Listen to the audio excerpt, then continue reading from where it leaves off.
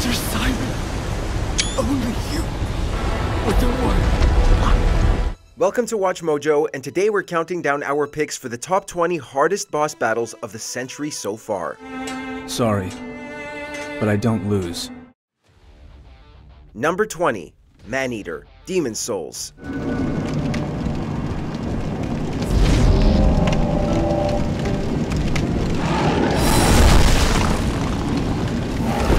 Bringing in a second boss while you're in the middle of fighting the first one is a surefire way to spike the difficulty. Most bosses found in From Software's games are going to be a challenge, and Maneater easily takes the top spot for Demon Souls. Not only does it come with the necessary power to do its studio proud, but it's also fought on a rather narrow bridge.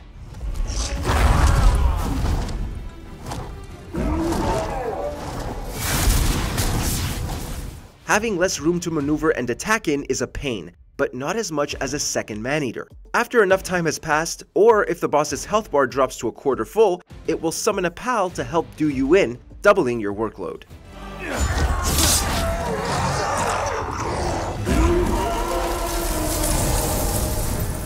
Number 19. Laxia the Complete, Lies of P.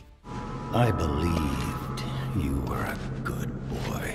While we'd be remiss not to mention the nameless puppet who almost made this list, it's Laxia the Complete who reigns supreme within Krat. With her Electric Affinity Greatsword, she'll first start off this battle with slow bruiser-like techniques. However, once you reach her second phase, the difficulty spikes up as she drops her armor and proceeds to strike you down with her super fast attacks and lightning projectiles. If you get too close to her, she'll use a huge damage-dealing AoE electrical blast. Laxia's move pool is also full of feints, and she constantly circles around you, meaning you'll have to pay close attention to everything she does.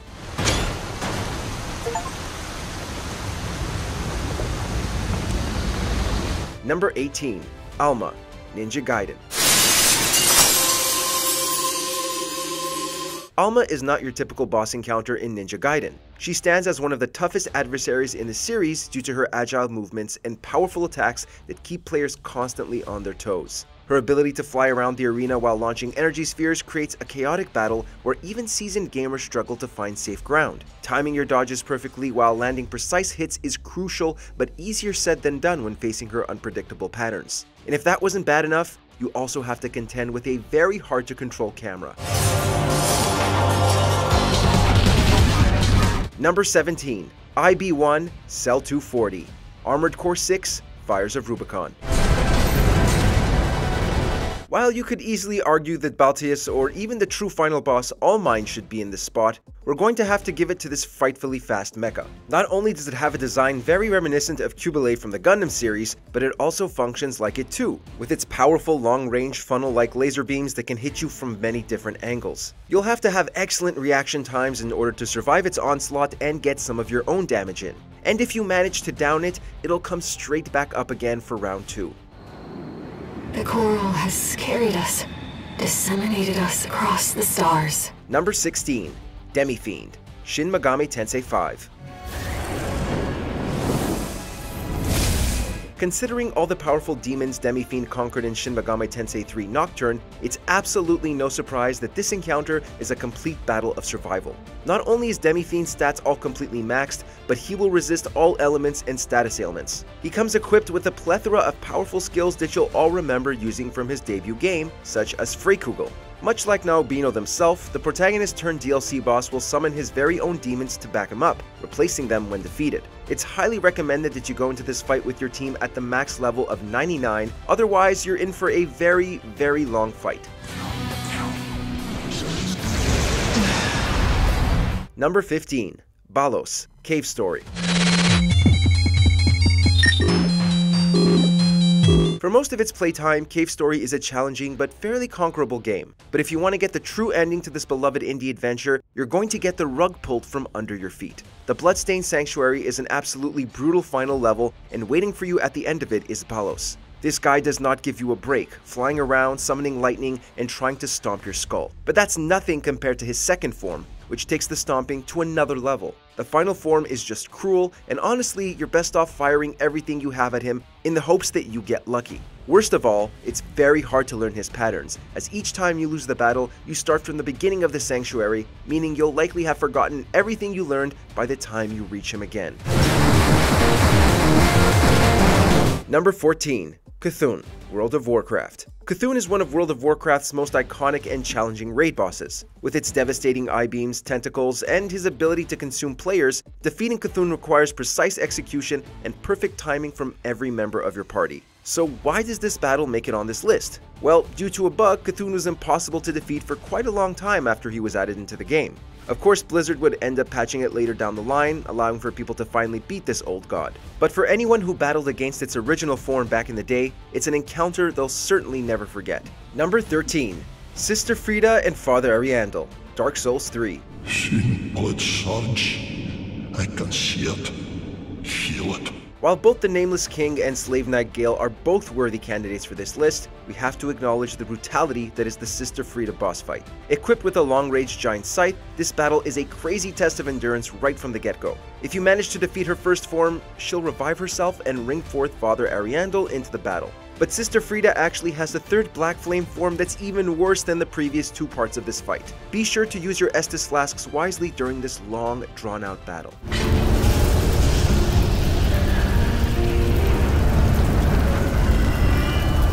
Number 12. Ravenbeak, Metroid Dread.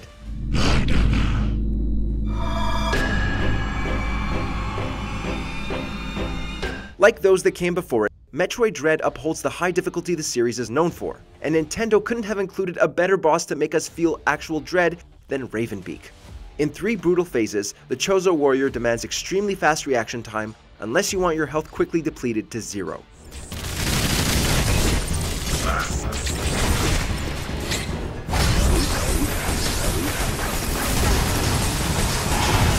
Whether you're right next to him or on the other side of the arena, it doesn't matter. He can blast you apart just as easily as rip you to shreds with his claws.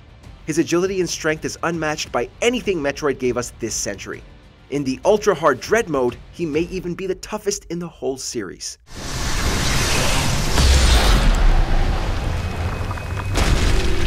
Number 11. Gna, God of War Ragnarok.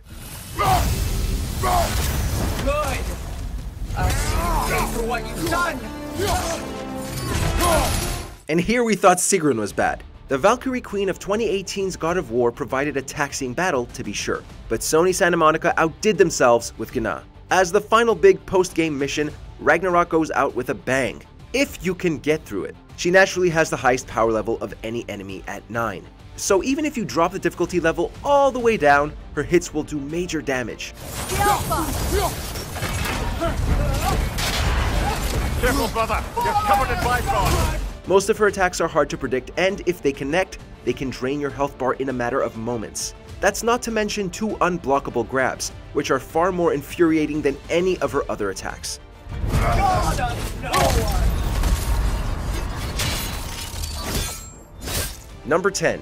Absolute Radiance, Hollow Knight.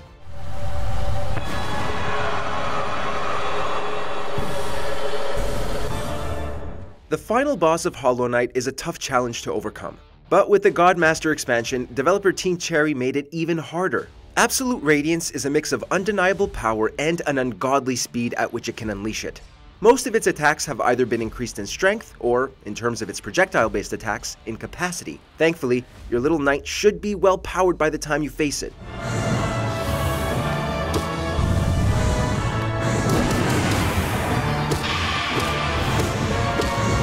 And since it's an enhanced version of a boss fought previously, you should know what to do even if actually doing it is a hassle. Fought across 6 phases, Absolute Radiance is the peak of what Hollow Knight can offer.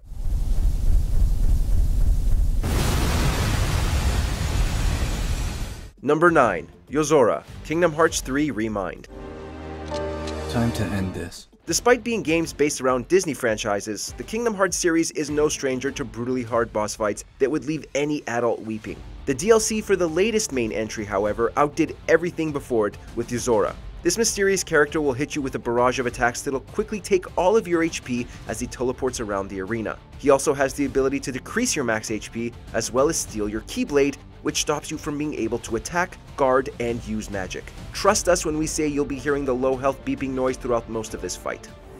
I guess that my powers aren't needed yet. Number 8. Fatalis, Monster Hunter World. In a game series where the main objective is to fight monsters in tough boss fights, Fatalis stands out above all the rest. This Elder Dragon wields an extremely dangerous moveset with 3 different super attacks that'll guarantee you'll get carded if you're hit by just one. If you and your teammates fail to break its head by the start of the 3rd phase, Fatalis will become supercharged, with all of its fire attacks turning blue and causing even more damage. Even if you have the strongest gear available, you'll need to take advantage of everything the game offers you during this battle, such as siege weapons, mantles, and wallbangs. And worst of all is you only have 30 minutes to defeat it.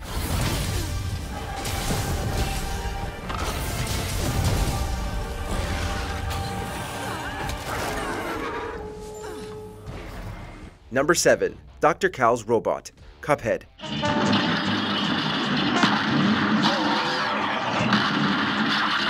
While Chef Saltbaker of the DLC came close to matching it, there's just no topping the frustration that comes with fighting Dr. Cal's robot. Cuphead mostly consists of boss fights, the majority of which can easily wall up the player, but this one really tested our dedication in reaching the end.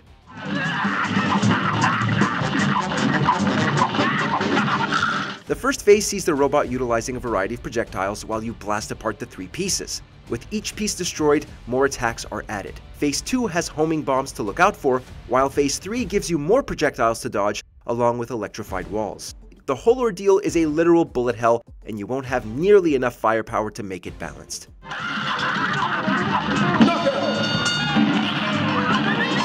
Number 6. Sans Undertale.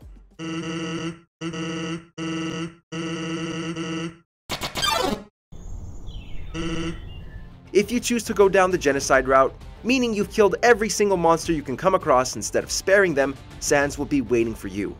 And honestly, you probably deserve his wrath. By far the hardest challenge Undertale has to offer by a mile, the fight against Sans completely clashes with his good vibes persona.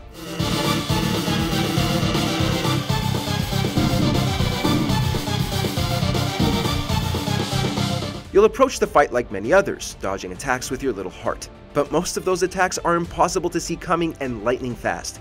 There is no making it through without a lot of trial and error, which means a lot of deaths at the hands of this dopey skeleton. It takes the utmost determination.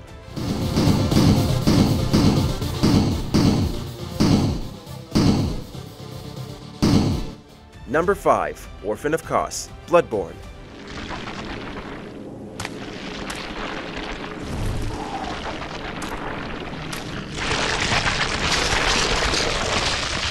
We're not sure what's more disturbing about this thing, its fleshy weapon or its tendency to shriek when it lunges at you. The Orphan of Kos serves as the final boss in the Old Hunters DLC, and, in typical From Software fashion, is an absolute monster to fight. Despite being much smaller than many other bosses in the game, it's just as oppressive with its deadly leaps, if not more so.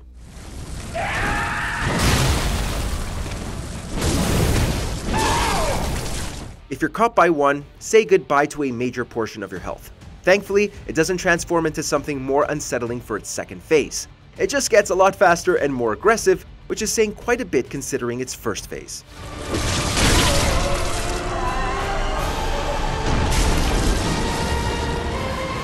Number 4. Absolute Virtue, Final Fantasy XI.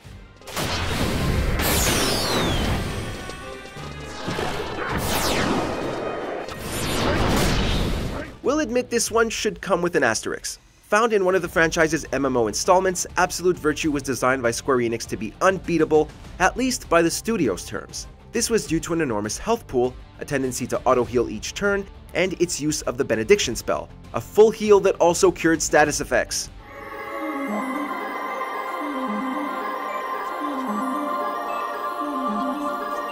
The problem was that the studio didn't reveal this, prompting teams of players to spend literal hours fighting it only for naught. Some were able to do it, but Square Enix retaliated by removing any methods used to beat it from the game. Only after a wave of backlash was Absolute Virtue finally nerfed, making him tough but at least beatable.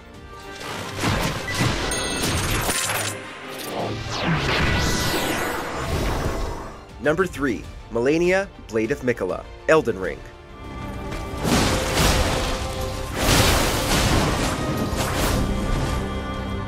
In any other game, a boss declaring they've never known defeat would make us eager to give them a rude awakening. But in a From Software game, we knew we had a lot of deaths in our future.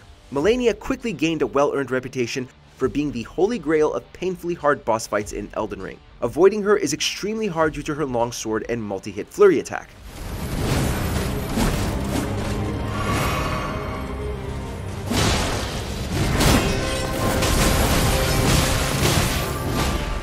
And taking damage will stress you out more than normal, as doing so will heal her even if you block. Phase 2 refills almost her entire health bar while adding Scarlet Rot to her attacks, a status effect that deals damage over time. There's no shame in summoning allies for this one.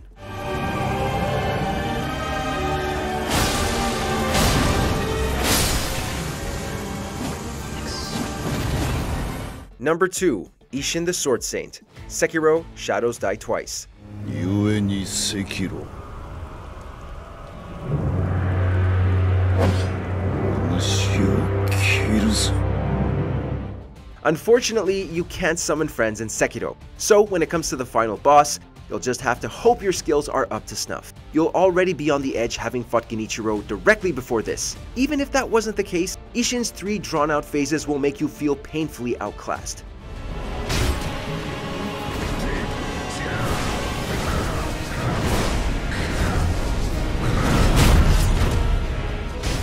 His sword slashes have surprising range and will catch you off guard, as will his AoE attacks. His patterns grow more random with each pause, making it hard to get a read on what's coming next. It's an incredibly satisfying victory, but one that's definitely not earned easily.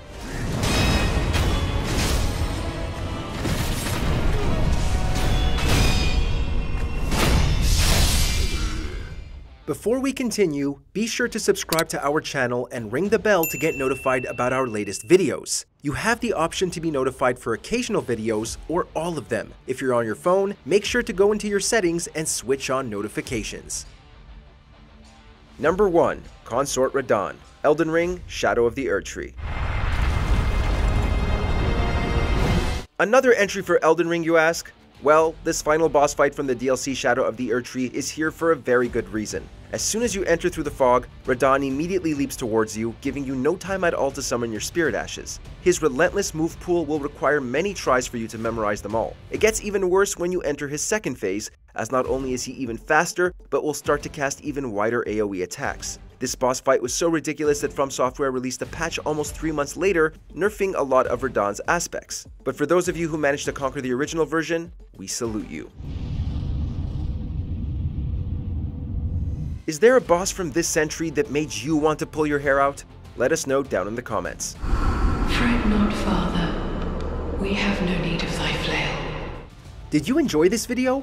Check out these other clips from WatchMojo and be sure to subscribe and ring the bell to be notified about our latest videos.